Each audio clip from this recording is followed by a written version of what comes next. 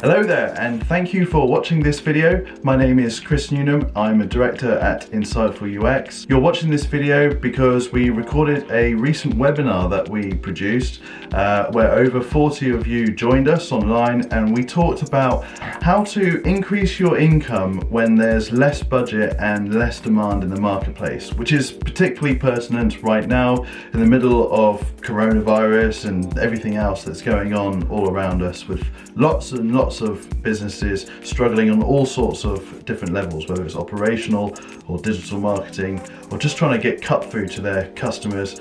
So this webinar is all about providing you with some useful tips and hopefully some tools that you can go away and apply to your own business. This webinar in particular, we focus on how we've done that ourselves, and my colleague Lee Hill will be talking throughout the process that he's adapted for Insightful UX as a business ourselves. So this video is going to be about 45 minutes to an hour long. There's some Q&A at the end where a lot of people asked some questions and we helped to answer them. And finally, if you do have any questions or you would like to seek some advice, feel free to get in touch with us. Email details are in the description box below, as well as our website. We're providing free initial consultations to anyone. Just feel free to get in touch with us, ask your questions. If you need help, feel free, and we will do what we can to try and support you. Please watch this video. Hopefully you'll find it really insightful.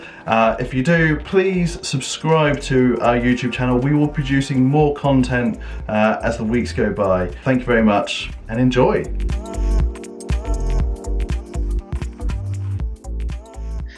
Hi there everyone, thanks for joining today.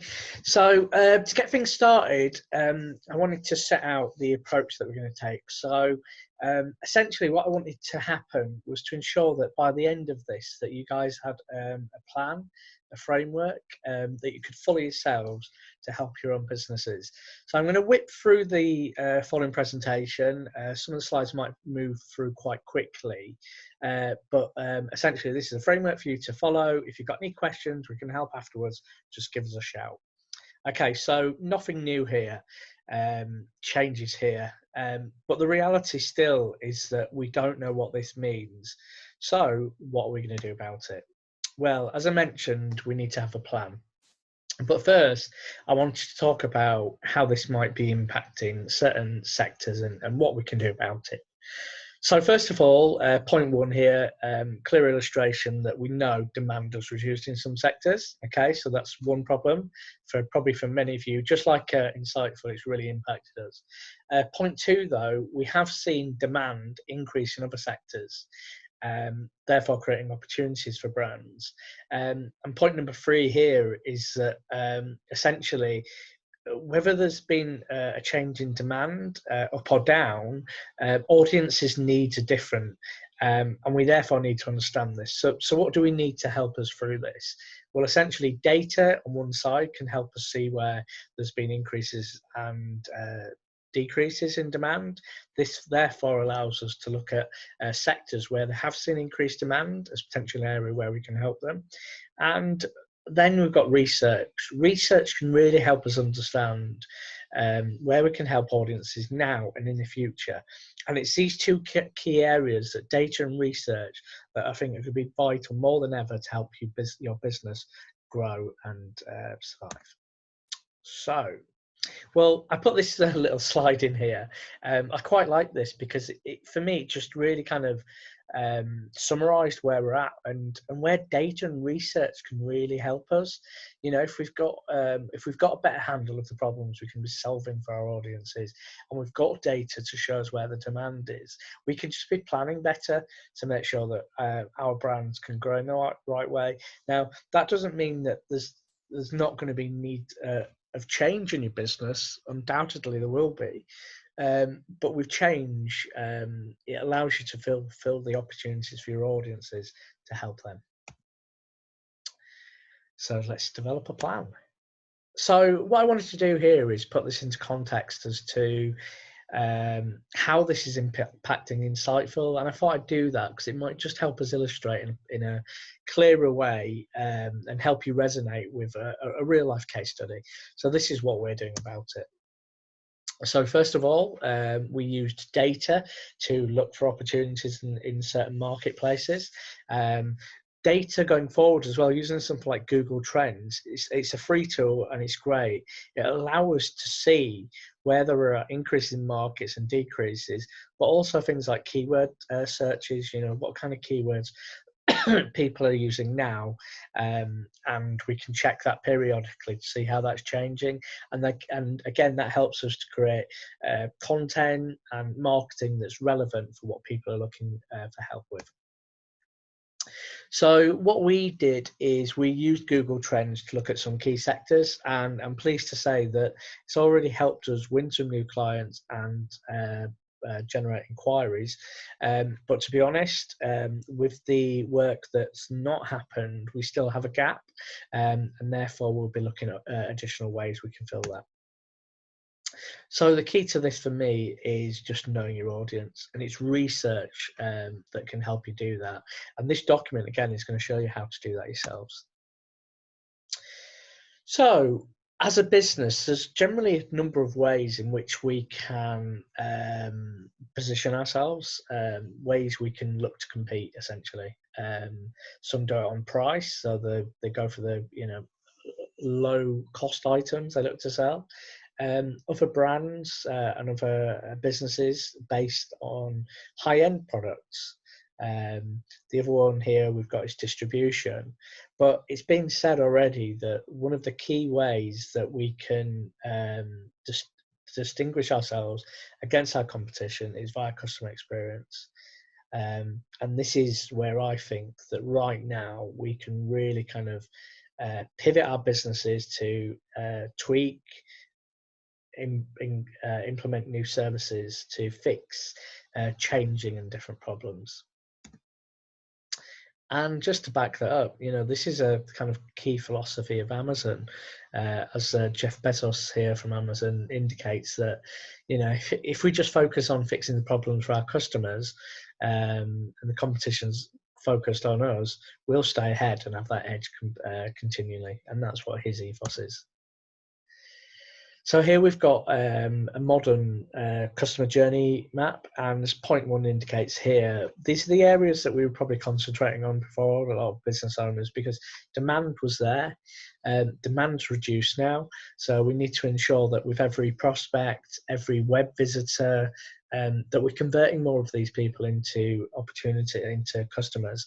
And once they're customers, we're looking after them that well that we retain more of them and they want to spend more money with us.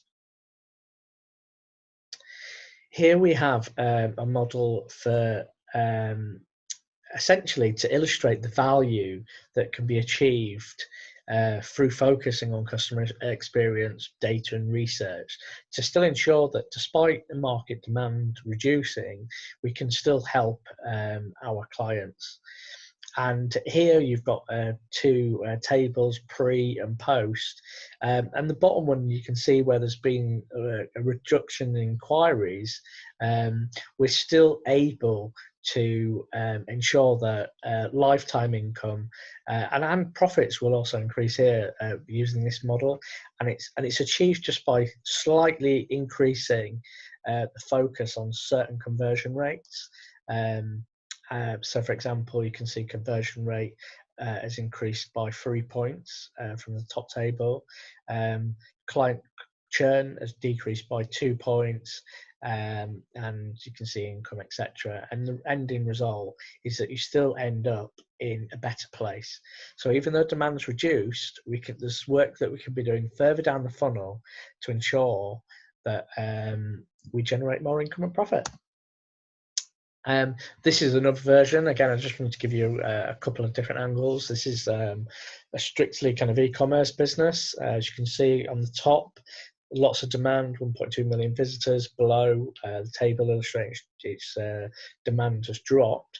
But again, as you move through both these models, you can see with slight improvements, the ending result of lifetime value is actually an increase.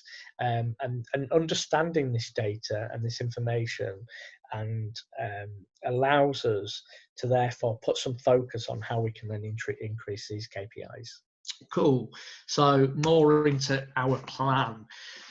So what we've got here is essentially a 5-step plan. So we've got, first of all, data research, how we're then going to explore markets and segments, segmentation, targeting, positioning, proposition, etc., etc. I'm going to go into each of these in a bit more detail for you. So data and research and markets initially. So what we've got here, so point one, finance, leisure and e-commerce. So these traditionally have been the sectors that we target and have generally done well within.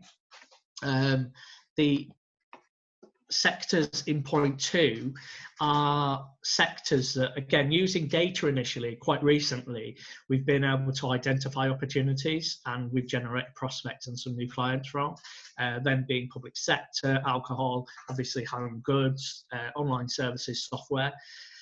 Again, where demand right now is really high. Now, it doesn't mean that's going to maintain, but right now there's an opportunity where we can help these brands where they're probably here now in terms of income.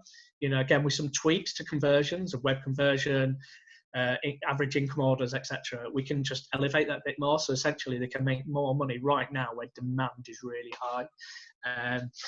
But essentially, all this lies behind solving the right problems. So what we've been doing is going out and speaking to people in some of these sectors to really understand those problems and how we can help them now and again in the future. A really good illustration of this is that we've been fortunate to be involved with a project with the NHS. And essentially, we've been asked by the NHS to go out and do research to identify how we get more people using online services. And one of the most interesting things that's immediately come out of this is that we've been able to identify a market segment that even the NHS didn't realise existed, of an audience that are really reluctant to use certain online services.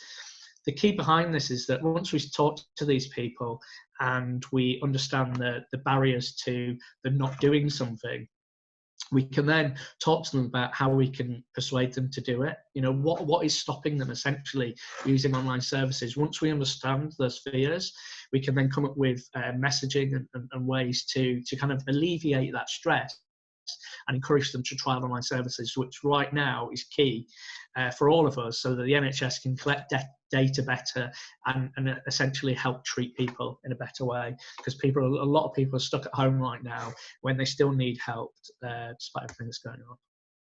So my computer just froze a minute there. Another example is Ensley, is a $1 billion+ turnover insurer that we've been helping with research. And again, what we've been doing here is applying it specifically to helping them improve web journeys. We've done a lot of research with the student market recently, which are an audience within themselves with different traits and personalities and barriers, again, that we need to get across. So again, we went out and spoke to a lot of students within certain segments for Ensley, and immediately we've helped improve web conversion just by speaking to these people and showing them we can help solve the problems in a different way.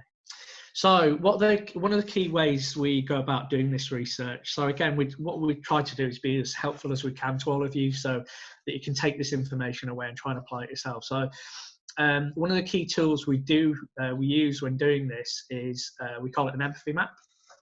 And I'll go into it in a bit more detail as to the methodology in the next few slides. But essentially, this is about having an hour-long conversation with people and just talking to them about how they use a service now, what they enjoy about it, what disgruntles them about it now, and we call this kind of pains and gains at the bottom, as you can see. And what we identify is by speaking to a number of people, we come up with trends and commonalities of what we're hearing with people, and this helps us then prioritize problems we can solve for them, and then help develop effective messaging, comms, improve websites, all sorts of things. So they get these audience get a real feel that we understand their real problems, and by resonating with people with problems they have, it helps us convert more for our clients.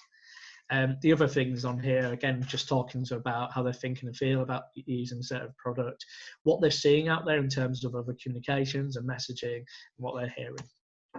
Um, the empathy map was used really well for this client as well, RMS. So RMS are a technology company that provide contactless card machines. These guys compete with the likes of Barclays, WorldPay, massive brands with massive backing. What was really interesting is that we went out and spoke to just 6 people of a large segment for them, and we identified a problem that nobody in the marketplace was solving for this audience, and it was a real key problem that was causing a lot of pain and distress to these individuals on a daily basis. But because no one had just gone out and spoke to their audience about these problems, nobody was aware, and what it did is it created a massive opportunity for our RMS to, under the radar, go and speak to this audience and say, hey guys, we know this is a problem and here's a solution, we can help. So this is the framework that we're going to be using ourselves. Again, we very much practice what we preach in terms of, obviously we undertake research and collect data and develop plans for brands, but this is our plan of how we're going to go about it. So point 1, what we've got here is the sectors that we target at the moment. So we've got finance, e-commerce and leisure. What we're going to be doing is, to start with, we'll go out and speak to 3 individuals of a certain size and subsector within finance. Again, data will help us illustrate the areas where demand is. And when we speak to these people, we'll be talking to them using one-to-one research techniques. Again, it's just an hours-long conversation with these people using the empathy map as a framework to pull out the question point or the discussion points. Again, we try to have this as a natural free-flowing conversation because people just open up more to you. And to be honest, it ends up being like a counselling session a lot of the time. And then beyond that, we'll be doing web user testing with these people. So we'll be asking these people to undertake specific tasks on our website and our competitors' websites to help draw out what aids and hinders them. This technique, I've been using it when I was client-side working for large brands. Tremendous results. You know, it's one of the best things in our toolkit. Just speaking to 80% of, just speaking to 6 people can draw out 80% of key issues on a website within a sector and help you develop a best of class website. So, but what we're doing here is we're just speaking to 3, and we're only speaking to 3 because, again, what we've seen with a lot of the research we do is we generally have 3 paths. So we've got point 3A here and point 3B. If we speak to 3 people and we're hearing the same things again and again and again, you can take that pretty much as kind of, again, high, medium, low priorities and apply that, and this stuff will add value to whatever you're doing. If you're speaking to 3 people though, and you start hearing a whole mix of different things and they're all prioritized and important to them in different ways, what we say is then speak to another 3. So that's where you get your 6. But to begin with, speaking to 3, you'll get some really key data and key trends as the problems you can helping people with. Just like the NHS example, though, with point 4B here, sometimes when you speak to the 3, you realise actually there's maybe a segment within there. So again, you've got one group that you think are a whole, one segment, but speaking to them, you realise that they are very different. And they come from different places and have got different issues. So that's when you can then create new sectors and identify new opportunities that maybe your marketplace have not come across. Now, right now, this is what's going to be happening over the next 3, 6, 9 months. There's going to be many new sectors and new opportunities that we're not aware of yet, because quite frankly, we don't know how this is going to impact people, shopping behaviors, mentally, how afraid are people going to be to go out and just carry on, in the world. What's going to impact people, we just do not know. So therefore, having a solid kind of research process built into as almost like a new department, you'll be able to keep in touch with what's happening with your audiences and their changing demands and needs, etc. And then 4A, essentially what we'll be doing is prioritizing commonalities, high, medium, low, and that'll help us improve our website, our marketing, positioning, segmentation, etc. So point 5 is where we've potentially again got new opportunities. So again, data from Google has driven us towards certain new opportunities. And again, these were opportunities that previously we may not have looked at because demand was so good. Targeting just our free call sectors was going to see us grow to the levels we wanted to. So now with these new sectors, again, going through the same process, what we'll be doing is identifying the value of those sectors and then just speaking to 3 people within each sector to see what the core problems are we can help them with now and in the future. Hope that all makes sense. Cool. So this is a very quick one, just segmentation, targeting, and positioning. I remember this from doing doing marketing at uni a lot.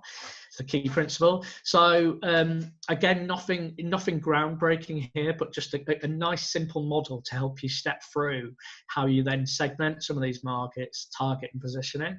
So again, using our example, what we've been able to do with data is identify e-commerce brands where there's still demand or where there's new demand, okay? And then in targeting, so again, with targeting and e-commerce brands, even the ones that have seen demand, we're going to have a difference between those that have demand but not necessarily a website or it's been optimized well enough, they need a lot of help, versus those that are have got a website, is performing well, and actually with more help from us here, they could get more value. So again, it's a value trade-off. So our targeting will probably be those brands where everything's ready to rock and roll, because we don't develop websites. If we have to go with these guys, we'd have to help them develop a website first. So again, just thinking you're targeting where you can help provide value now to help you focus on targeting the right sectors for your business right now. And then positioning, this is really important again, where research comes back into everything. Positioning is about going out and speaking to these sectors with the right messaging. Now, if we get this wrong, we're going to waste opportunities. So by initially going out and speaking to 3 people in a sector, we'll be able to identify how to speak to them, where we need to put comms, is it LinkedIn or whatever, and how to speak to them, what problems can we illustrate we can solve for them. And that'll be key for us to succeed in as a business. So proposition. So this is a nice little table, because hopefully what you can see here is the mention of pains and gains again. So why this is a nice little table, because it bridges that gap between what we were talking about earlier about using an empathy map to speak to your audiences to identify the pains and gains that they're going through. And then this chart illustrates how we use that to develop effective messaging based on those pains and gains. All quite simple, hopefully. Again, another short story here. So we see this all the time, where brands, especially startups, they try to go into the marketplace and they've got all the right ideals of trying to solve a problem, but the comms are kind of here, and they've not spoke to their audiences, and we're often asked to go and speak to our audience to see if this messaging is right. Often it's not quite right, and it doesn't resonate with the audience in the right way. So again, what we found by, again, just doing a little bit of research and identifying those problems, we can go out and resonate with the audience by illustrating the problem we can solve for them in the right way. On top of kind of our marketing, we're obviously going to have to change in the services that we offer as well as a brand.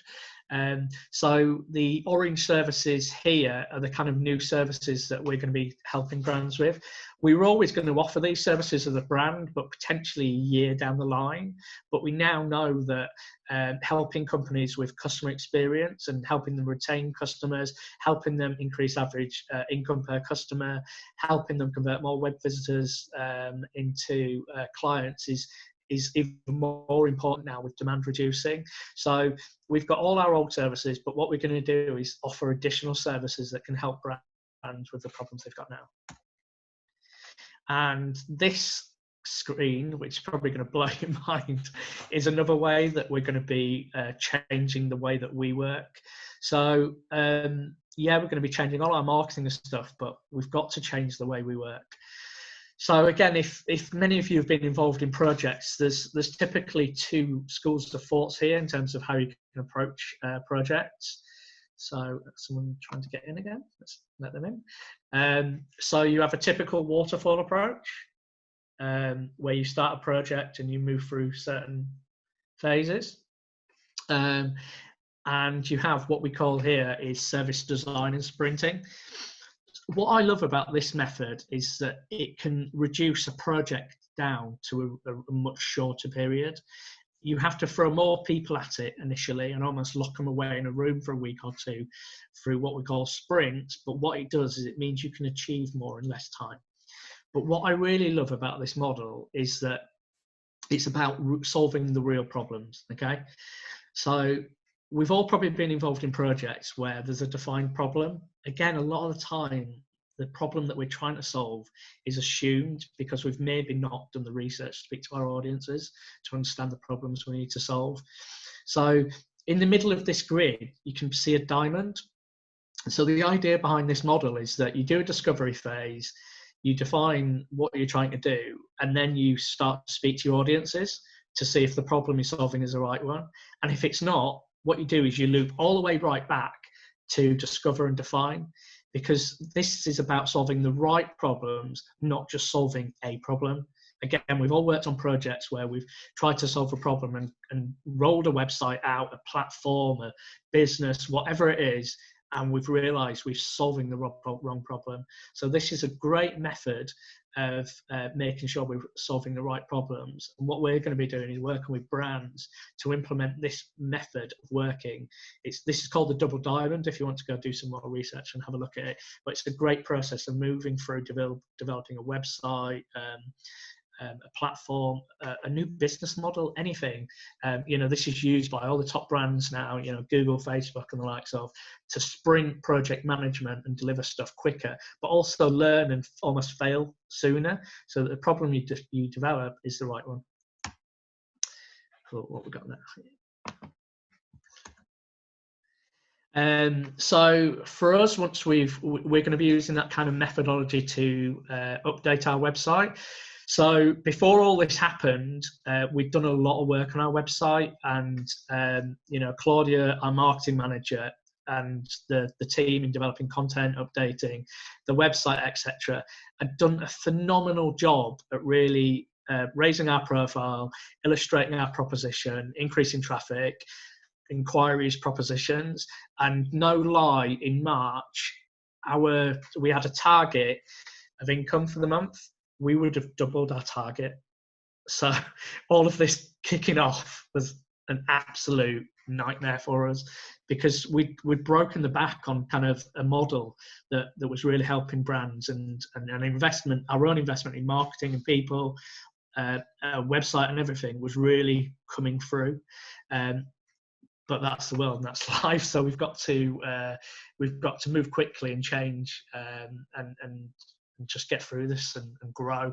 So again, we'll be going out speaking to our users, and we'll be updating our website using kind of UX principles to do that. As an example of this, again, this is what generally makes me proud about what the work that the team does. So this was a brand that came to us before Christmas, and their sales had just dropped off a cliff.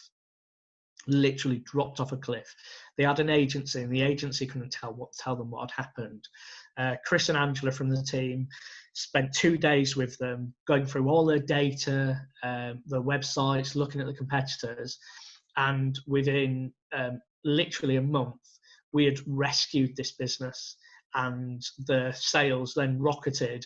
And because for these guys, Christmas is really important, and now, because everybody's at home, they're buying luxury pajamas, and sales are maintaining really well. But what's the point of this is that if we hadn't got involved beforehand, before the world started going bad for them anyway, things would have been absolutely dire for them now.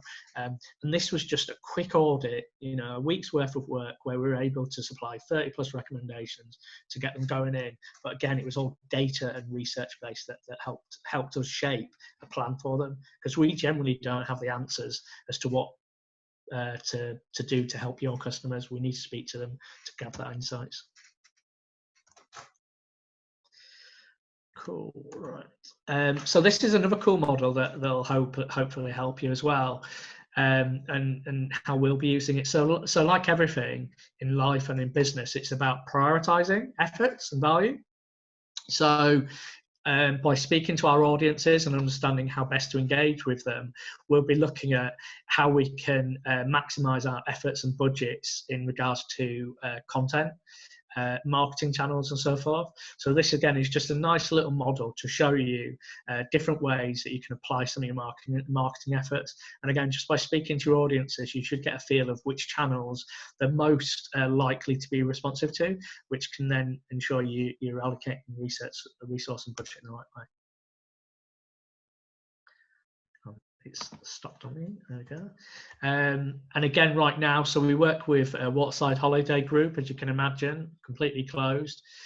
We're still working with them now because they know that their objectives coming out the other end will be different in terms of trying to catch up with demand or income. What they'll also be trying to do is potentially trying to capitalize on increased markets. Due to people potentially wanting to stay in the UK or whatever.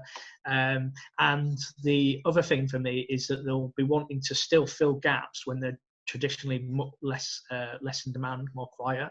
So again, there are going to be kind of 3 core areas that we've kind of just shift objectives and shift all our planning and content to focus on how we help them with those specific objectives. 6 and retention.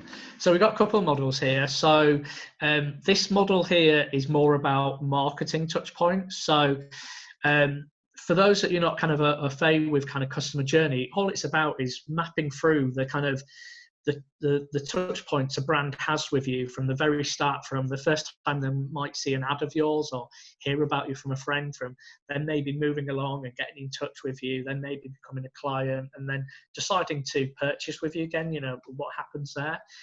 Again, by speaking to people and understanding these touch points, what we can understand is how we can improve every touch point so that we essentially, and these are proper CX terms, we surprise and delight our customers. And this is what we're going to be doing. We're going to be exploring with our current clients how, at the moment, we might be lacking in some of these areas. You know, I'm not going to put my hands up here and say that we're perfect. We're not. There's lots of areas we can improve. But the idea is that if we can understand these touch points and the ways we can help them, we can improve our contact touch points, our customer journey for them, and just help them solve the right problems and help retain them in the business, which is obviously really important. The next model is more about the same kind of customer journey, but this has just got a few points when it comes in. It's more kind of relevant to how you might tweak your service and product, where the previous one was more kind of marketing related. There's loads of these things online. So again, just go online, Google customer experience audit, journey, touch points, those kind of things. If you get stuck, get in touch. We'll point you in the right direction. The bullet points here I've got here for the kind of core principles of customer journey touch points that we'll be looking at are marketing, which I mentioned, product and services. The other key one though is processes.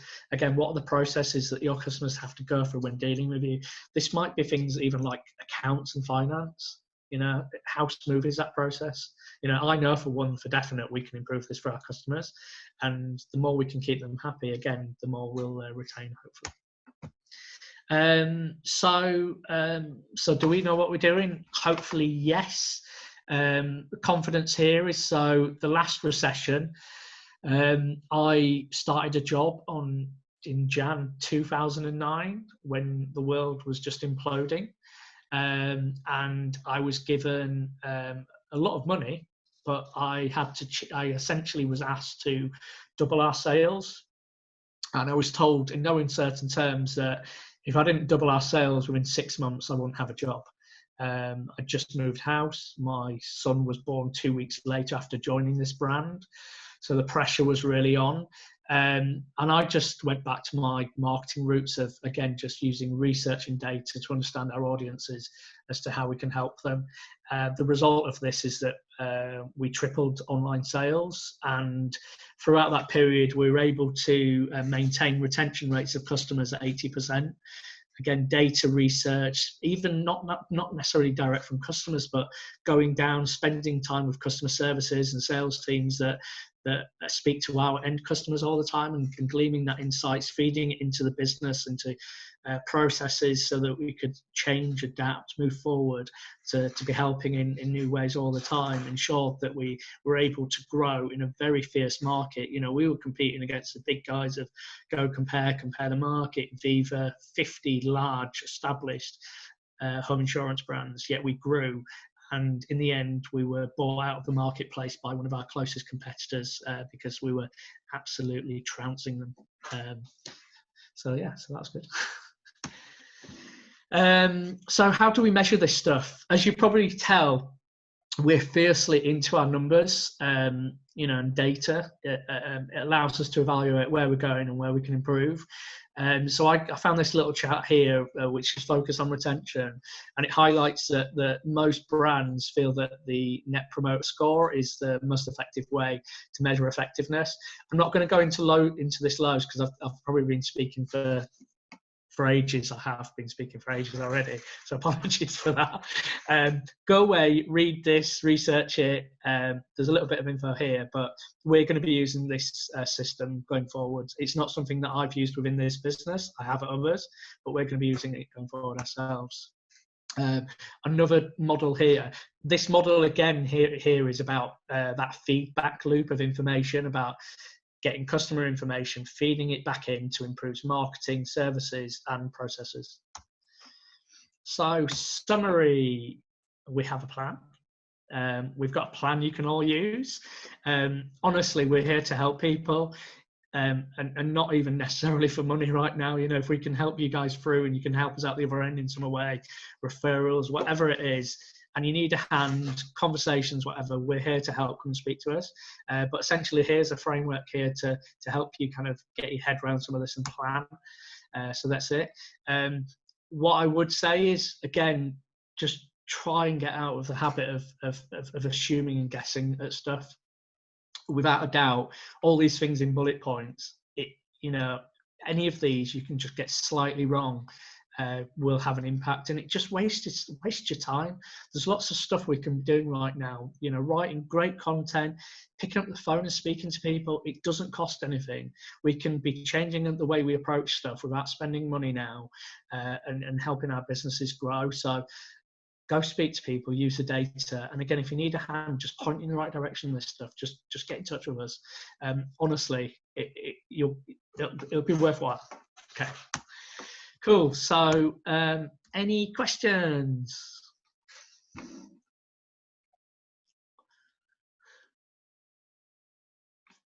Chris, are you managing questions? Yeah. Or? Yeah. Just unmuting myself. Okay, yeah, cool. Yeah, we've had a few questions. Thank you very much to everyone that's been sending me messages. I've been trying to keep notes. Cool. I've got 5 or 6 here, so we'll cherry pick a few and see how we're doing for time. First, hopefully they're not too hard. Yeah, the first one is actually a great question, and is really, what's the difference between UX and CX? That's from Astrid.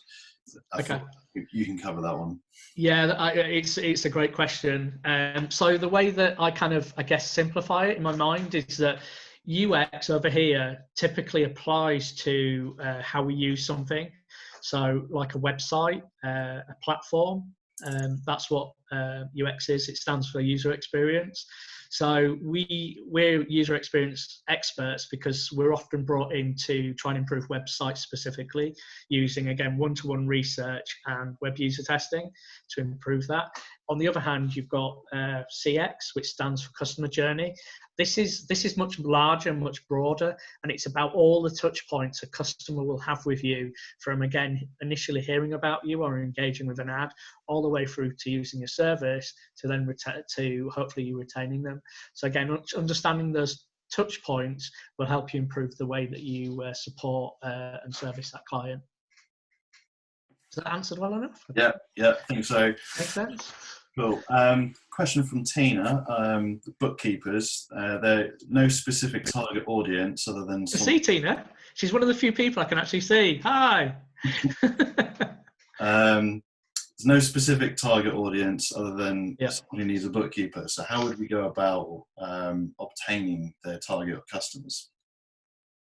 How we got going. So again, if it's about trying to find new customers, again, I'd probably look at a bit of data if we can, but even failing that, probably just phoning around some people in different segments that you're looking after now and trying to just find out what's changed in their world. You know, some people operationally, I guess, will be cutting costs, but others right now will need someone's assistance like yourself to almost take a problem away. So I guess it's about understanding how much of a problem it is for certain people in certain sectors.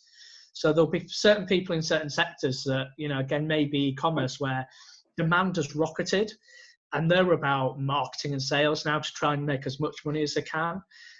So maybe, you know, if they're a smaller business, just like ours, bookkeeping, having a little bit of assistance will just maybe take some of that stress away right now. That's off the cuff. Hopefully that helps. Yeah, I think it comes back down to defining what the proposition is and content, which is a massive thing we're seeing come out of a lot of this coronavirus issues. Businesses having to pivot their strategies, producing content, tweaking that proposition because they understand who their customers are. And I think that's going back to the basics as you've been talking about. This actually links into a question by Anthony asking how many, as many business owners, which is their target audience, are firefighting at the moment. What's the one killer tactic for gaining their attention? If I'm honest, we've, you know, I've probably less involved in that. I think Claudia has been absolutely smashing this for us at the minute. Do you want to jump in? Yeah. Unmute, sorry. Yeah, sure. Thanks, Lee. Can everyone hear me all right? Yep. Yeah, perfect. I think it all comes down to kind of Maslow's hierarchy of needs, if I'm honest. So thinking about actually where people kind of are normally focusing their attention in terms of, okay, what is my highest need is self-actualization. Actually, I think people are going a lot further down that hierarchy and they're now into more kind of actually the lower stages in terms of actually, you know, is my income secure, is my home secure, or my family safe? And I think actually if you can kind of talk to, if you're still trying to talk to people up here in the kind of self-aspirational stage, people aren't kind of receptive to that because they're focusing all their attention down here, and rightly so. So to me, it's about kind of leveling with people and saying, you know, not trying to pretend we're still up here and kind of thinking about their mindset and then talking to them as human beings, and actually saying, look, I know you probably have a lot going on right now, we all do, etc. But, you know, I think we could really help you. And I think that's really valuable and people are really receptive to that because people are looking for that kind of human one-to-one conversations right now. Claudia, you've been really effective though on LinkedIn as well, haven't you? We've engaging with brands that don't know us and, you know, we've traditionally not targeted by sending different types of information. Do you just want to go through that? Just an illustration of how we as a business have kind of reached out to brands and illustrated where we can help right now. Yeah, so I think LinkedIn is really good right now because people are very much in an information seeking mode. So where we start to become a little bit more kind of anxious, people do naturally go into that. And you've probably found yourselves doing it yourself, is where you're kind of scrolling through the news repeatedly or you're looking through your social media. I got a report for my social media the other day and the amount of time that I'm now spending in that information seeking mode is crazy. So I actually think that if you can kind of use LinkedIn as a way of reaching out to people, that's a really, really good effective channel. It's become more effective as people are spending more time online and on those. Have you got some specific examples there, Claudia, of where you've kind of messaged people and kind of, again, just resonated with them, you know, in a way that has stood out from the crowd? Because again, I expect everyone's been bombarded on LinkedIn with messaging at the moment, selling them all sorts. What's the things that have worked for us to get us meetings and conversations started? I think where we can show the value, where we can say, look, we've worked with someone who does something similar to yourselves, and actually that's worked really, really well and demonstrated the value for them. In terms of what we do, often the amount of money people then put into what they do with us, in terms of sales uplift, it then ends up kind of quadrupling. So actually, if you can show brands that, which is what I've been focusing on doing and getting the kind of case studies together and talking to them about that, they can kind of go, actually, yeah, I have seen that client that you have really grown, and they're in my sector, and actually I was interested to see what they did. So having conversations about kind of their peers, I think, is really, really effective and has worked well. So I think what was key for me when I kind of we had a chat about it, I think one, you was using data for sectors to show that they had increased demand, and that right now is the time to make money before that demand drops again, because it will in certain sectors. You know, things like alcohol, etc. Well, it might turn off. I don't know. We might all just be permanent alcoholics going forward. Two, again, relevant case studies of where we've helped brands, showing people how we do stuff. And I didn't want to put the middle finger at them. Really showing brands how we do this stuff and how we've been effective. Again, I think you've been awesome at really kind of, again, just talking to people on that human level, but also illustrating how we can help them right now. Yeah, I think you're right, Lee. I think it's a balance. And if you actually, right after this, a good thing to do would be to go onto Google Trends and have a little look at your sector and actually look at what the search volume's doing for what you offer. Is it increasing or is it decreasing? And you can do that as a comparison also for your brand. So for a lot of brands I've been speaking to, I've been saying, look, in terms of what you offer, actually the search volume's going up and up and up, and it's kind of growing almost like this. But in terms of people searching for you, you're not seeing that increase, and we need to kind of get you to a point where actually you're able to get a bit of that market share and a bit of that pie. Yeah, and it's the same way that you're seeing online, you know, stories of people that were working in airlines now work in supermarkets. Demand has just shifted, and we need to shift with it, you know. So identifying those where we can help is the way to go, I would say. Yeah, I agree. People think the demand's not there, but actually it's just that it's, like you say, it's shifted, and businesses that are pivoting are actually seeing really, really strong success right now. Some brands are actually doing well. Cool. Just got a couple more questions. We'll do it. We're running a little bit over time. But one of the questions, and I know we get asked this quite a lot, is, you know, with regards to research and qualitative research, are 6 people enough to speak to? And is it just, you know, a one process, or is it kind of iterative?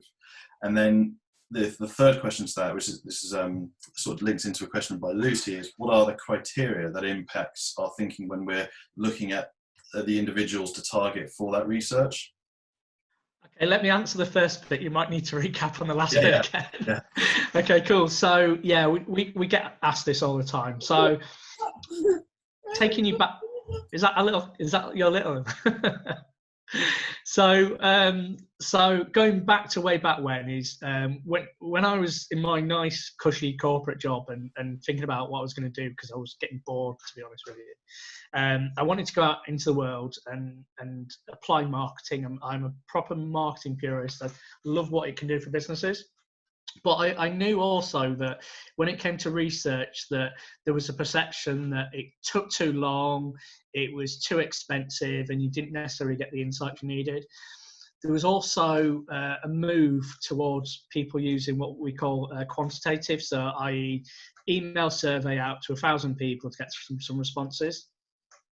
So I wanted to get through all of those barriers, so we started looking at ways we could do that.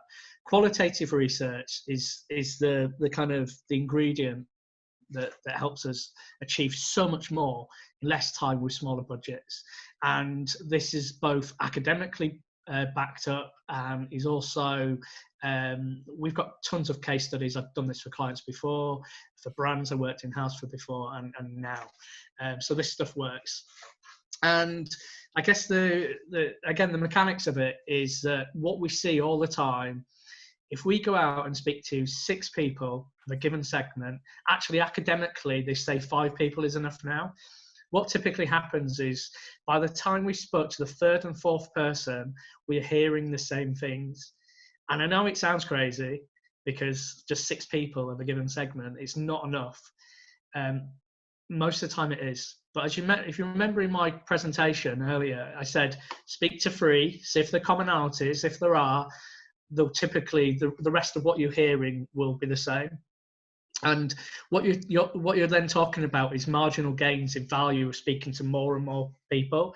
So you'll have a curve of loads of value from speaking to people initially. The more you speak, the more it was just kind of flatline, almost like COVID-19 curve thing.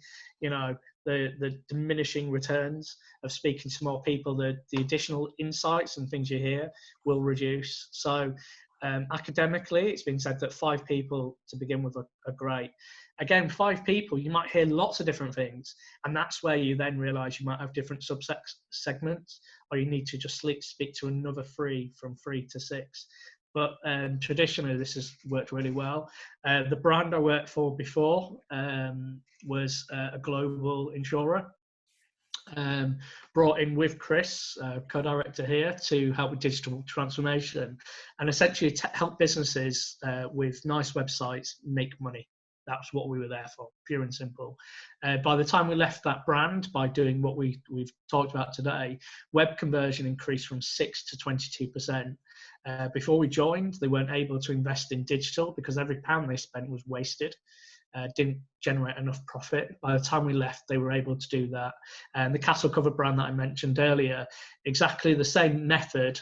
Web conversion went from 19 to 34%, which allowed us to get more income for every pound we spent on marketing, which has allowed us to then aggressively grow.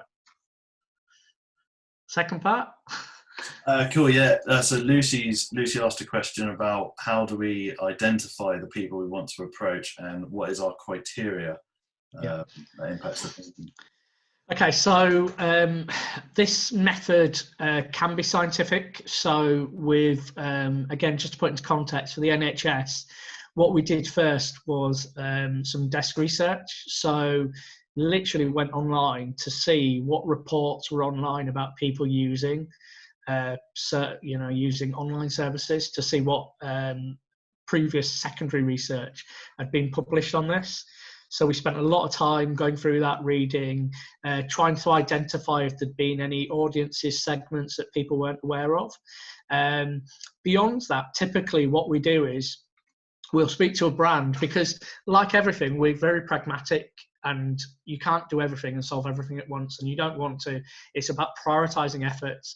So what we'll say to a client is, give us, in your mind or from the data you have, your core audience segment, and we'll go out and speak to 6 of them, or give us 2 key audiences, the ones that in your mind and the data showing at the moment are most profitable, and we'll go and speak to 3 to see if there are commonalities. Most of the time this does the job, and we're able to then apply that thinking to improve websites and marketing. And that's how we also come up with this new segment for the NHS. Again, by speaking to one of these segments, we were able to identify that actually there was 2 different groupings with different needs and different ways to potentially talk to them. Cool.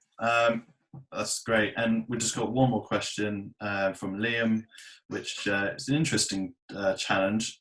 So it sounds like possibly going through a rebrand. The question is how do you handle changes to proposition which may be reflected visually, but without being perceived as spending money at this time? I guess, I would say that it's really down to the execution of your proposition and ensuring, who your audience is, and using the right channels and getting that message absolutely bang on, so you really resonate with that audience would be critical. And that comes back down to understanding who they are, what channels are going to make them tick. I think at the moment, I mean, we use LinkedIn quite a lot, as we've the guys have mentioned, but it's also sort of shoot ourselves in the foot here, but it has also become quite an echo chamber because everyone's shouting at the moment across multiple social media. I think I saw a stat the other day, social media is up by something like 40%, probably even higher than that, since COVID-19.